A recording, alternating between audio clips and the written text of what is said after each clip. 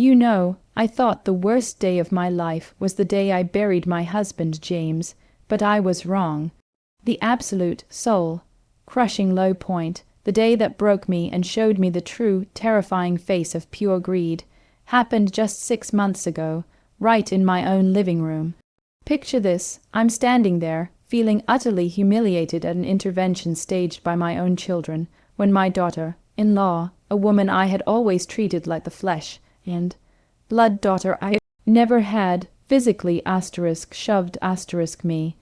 She didn't just push me, she put her whole body into it, sending me stumbling back into the heavy oak bookshelf, just to get a pen in my hand so I could sign over my life, my assets, my home, my freedom, to her. That's the truth of it. I ended up with a nasty bruise and a stack of books on the floor, all because she wanted power of attorney. I have to ask you honestly, was I wrong for what I did next? Was I wrong for dismantling her perfect little world piece by piece after that? Tell me, because I still wonder sometimes, but deep down, I feel a righteous fire that says no, I wasn't. Now, to truly understand the weight of that moment, you have to know the backstory, how a simple, loving family fractured and turned into something unrecognizable. My husband, James, and I had a good life. We built our home from the ground up, not just the physical house, but the life inside it. We raised 2 wonderful boys, Michael and David. Michael, the eldest, was always the steady, dependable one. He married Sarah about 10 years ago, and that's where the rot first started to set in, slowly, almost imperceptibly. Sarah was charming, stunningly beautiful, and incredibly ambitious. At first, I admired her drive. She was a high-powered real estate broker, always dressed impeccably, and she knew how to work a room. I was so happy that Michael had found someone who seemed to complement his quiet strength. I adored her, truly. I taught her how to make James's favorite apple pie. I listened to her career woes, and I even lent them a considerable amount of money when they were struggling to make the down payment on their first starter mansion, which, honestly, was bigger than my entire street. David, my younger son, was the free spirit, a musician who had moved out to the West Coast years ago and was happily playing small gigs and living a simple life. He called every Sunday and never asked for anything but updates on my garden. Everything changed after James passed away. It was sudden, a massive heart attack, and I was adrift. We had been married for 45 years. 45 years. A part of me just died with him. In the months that followed, I was a mess, I won't lie. I forgot appointments, the house got a little dusty, and I definitely spent more time on the couch watching old movies than I should have. I was grieving profoundly. That's what Michael and Sarah latched onto. They didn't see a grieving widow, they saw an opportunity. Michael started dropping by more often, not for comfort, but with thinly veiled critiques. "Mom, you missed your bridge game again. Are you forgetting things?" Sarah would chime in with, "We're just worried about you, Janet. The house is a lot for you to manage now. Have you thought about selling?" They started suggesting I needed help managing my finances, my health, my life, all under the guise of concern. They knew James had left everything to me, and they knew that everything was substantial. Our home, which was now worth a small fortune, and a healthy retirement portfolio. The pressure mounted day by day. Every conversation felt like an interrogation. Sarah started bringing over paperwork, casually slipping it into my hands with a smile. She'd say, "Just some documents Michael and I drew up to make sure everything is *safe*, sweetie, just in case." I kept pushing back, telling them I was fine, I just needed time.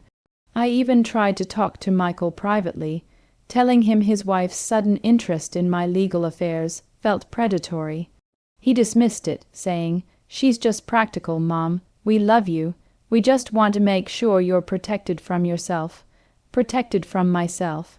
The phrase felt like a knife twisting in my gut. Then came the day of the intervention. It was sprung on me. I thought Michael and Sarah were coming over for a Sunday roast. I'd even baked James's favorite apple pie, trying to show them I was getting back on my feet. I opened the door, and there they were, Michael and Sarah, along with Sarah's sister, a high-strung lawyer named Jessica, who specialized in estate planning, and even my own sister, Margaret, who had been heavily influenced by Sarah's constant concern calls. The air felt thick, heavy with false sympathy. Michael sat me down, and, with a rehearsed look of deep sadness, began the script. He talked about my erratic behavior, forgetting to pay one small bill, my isolation, and how I was no longer capable of making sound decisions. I watched Sarah nodding sagely, her face a mask of loving distress, while her sister, the lawyer, sat there with a folder clutched in her hands. The entire time, my mind was screaming, "This is not about me. This is about the house." I was cornered, emotionally devastated by their betrayal. I tried to argue, to defend my sanity, but they steamrolled over me. Sarah kept repeating, "We just need you to sign this power of attorney, Janet. It's for your own protection. We can manage the home and your money, so you don't have to worry about a thing." It was clear what the end goal was: control, full, unadulterated control over my assets before I could recover and tell them to back off. They had spent weeks isolating me, talking me down, and now they were going for the kill. They were banking on my grief, on my confusion, on the fact that I was so weary of fighting them that I would just give up.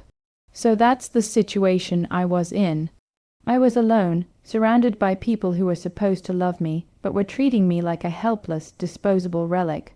All of them waiting for me to sign my entire life away to the very person I now trusted the least.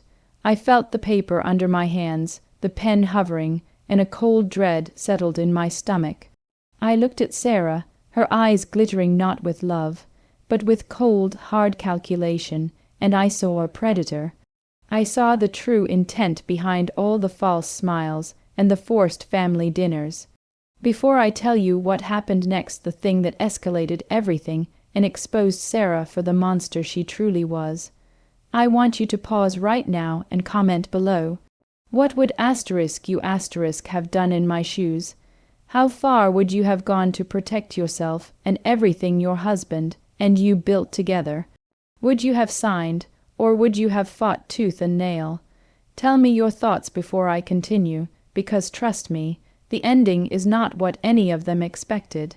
The moment came right after Michael finished his tearful plea. He pushed the document across the coffee table toward me.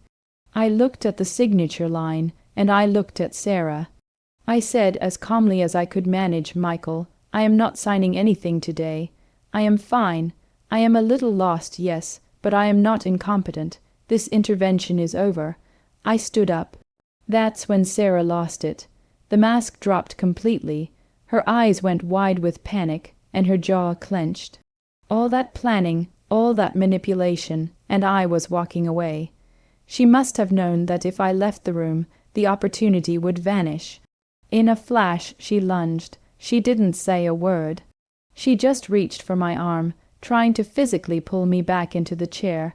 The sheer force of her movement unbalanced me, and as I tried to pull away, she shoved me. It was a vicious, aggressive shove, meant to subdue me, meant to get me back in front of the damn document. I stumbled back, hit the heavy oak bookshelf with my hip, and a stack of my beloved old first edition novels tumbled down around me. I didn't fall, but the shock of the physical violence, the sheer audacity of it, was deafening. Michael didn't move. My sister just gasped, frozen.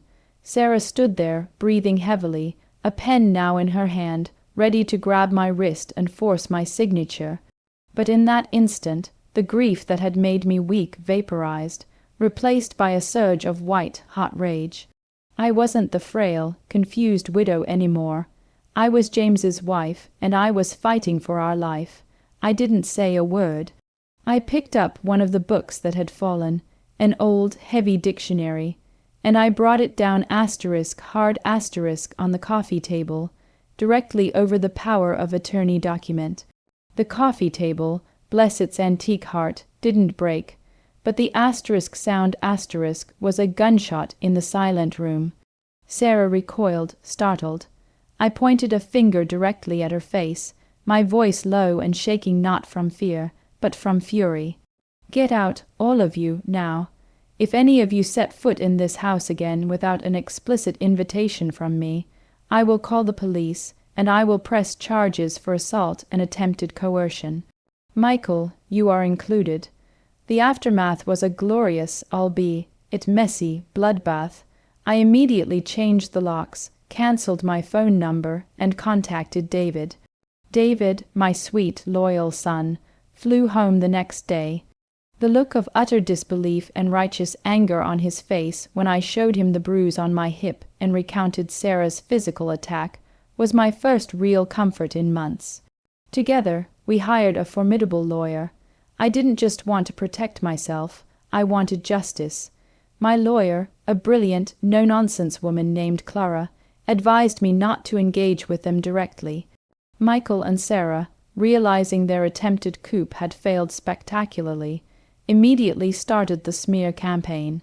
They tried to tell people I was having a mental breakdown, that I was confused and had assaulted them. But I had David, and David had proof of all their recent, sudden inquiries into my finances, which showed a clear pattern of premeditated, financial elder abuse. The final hammer fell a few weeks later. Clara had me draft a completely new estate plan. My beautiful home, everything James and I had worked for, was not going to fall into Sarah's greedy hands. I established a trust, naming David as the sole trustee and primary beneficiary. For Michael, I left a small, clearly specified sum, enough to cover their starter, mansion mortgage for a month, with a scathing, notarized letter explaining exactly why his inheritance was so minimal, a letter that detailed his complicity in the attempted coercion and assault against his own mother. The letter was designed to be read aloud in front of Sarah by the probate lawyer. When they were finally called in to read the will, Sarah was already celebrating in her mind, I could tell. She looked smug. When the lawyer finished reading the portion that left everything to the trust managed by David, and then read my letter to Michael, her face went from smugness to pure, unadulterated horror. Michael went white. The lawyer, reading my words with a clinical detachment that made them all the more devastating, ended with my final line. The actions of Michael and Sarah on November 5th demonstrated a profound lack of respect and indeed a willingness to commit physical and financial harm against me. This is my final act of protection, not against myself, but against their greed. The resulting fallout was exactly what Sarah deserved. Michael was completely humiliated, and his relationship with his mother, which had already been toxic, was now severed. Sarah's reputation in her high-end social circle took a massive hit when the story started circulating, and her career suffered. Greed had cost her everything she thought she was going to get. David and I were stronger than ever. I'm taking care of myself, enjoying my garden and traveling. My life is mine again. It was a terrible, painful chapter, a deep betrayal by my own son and the woman I treated like a daughter.